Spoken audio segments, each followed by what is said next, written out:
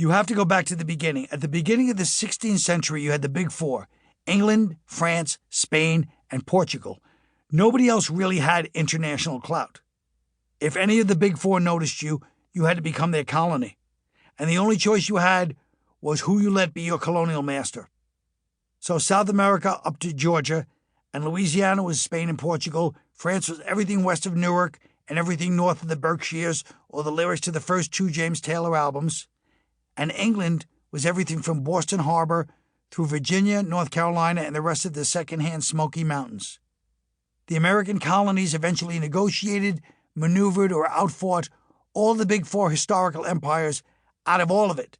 And the only reason we stopped was because we had nowhere to go except to drown in the Pacific. And along the way, as we all know, it wasn't the most ethical or bloodless journey, but it was ours, good and bad. New England. The New England conscience doesn't keep you from doing what you shouldn't. It just keeps you from enjoying it. Isaac Bashevis Singer. Plymouth Rock was all about the religious people.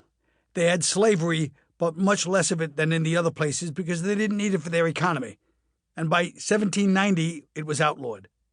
On the other hand, Jamestown was all about the business people. Slavery, money, not equality, individualism. You had a paradox already, right from the start. Nothing less than an odd couple when you think about it. People that were all about spirituality and people that were all about the material. These two types teamed up to make the 13 colonies because when you have a common enemy, England, that tends to bind you. And they both had immigrants whom they could send out to live their dream of the new world. The religious and the business types both sent their representatives to claim the land and push out the Brits, French, and Spaniards. So even though they thought differently, the two types of original colonists had the same strategy.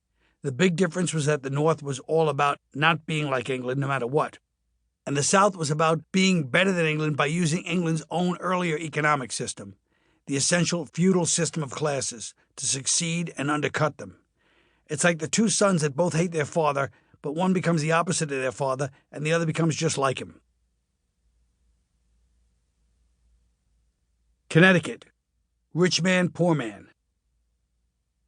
Connecticut and Massachusetts and Virginia are really the beginning of the country. Without them, what do you have? You would have started with Delaware and Rhode Island. And no offense, but Connecticut was much more important than it is now because of the Fundamental Orders of Connecticut, which was actually the inspiration for the U.S. Constitution. So that's pretty impressive. I mean, it's on their license plate, so that means they are proud of it. Not that anybody cares. Connecticut probably hopes somebody will ask, why does it say Constitution State on your license plate? But nobody does. And they've got to be proud, too, of the famous constitutional decision known as the Connecticut Compromise. Because Roger Sherman went home for a weekend break when none of the Founding Fathers could decide whether we should have direct democracy and came up with the 2 senators per state versus Congress versus Electoral College arrangement. That's the infamous part of the Constitution that got Trump elected. So stop blaming the red states for Trump. Put the responsibility where it belongs, Connecticut.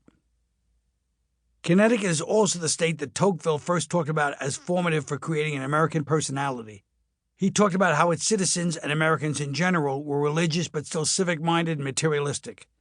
He describes how residents of Connecticut and all of New England were obsessed with local politics and how he set up these townships where everybody switched jobs to become part of the select committee or the magistrate or the council. And this was before the Constitution. People were already obsessed with free speech. That's what people came here for, conversation. And that's what the Founding Fathers delivered in the Bill of Rights. Those early days in Connecticut are why. Connecticut is also a cushion between Massachusetts and New York. A high-end cushion, but still a cushion.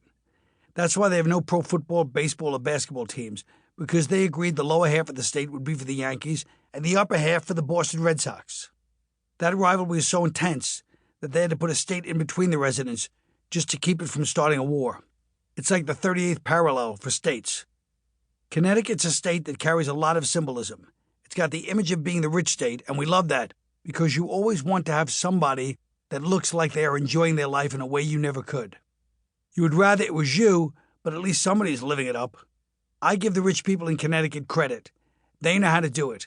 I was in Old Saybrook. They don't even have a KFC or a Papa John's. You eat on a back porch, and they have a cello and a violist, and there's a rich old lady who goes there alone every day since her husband died in 1998.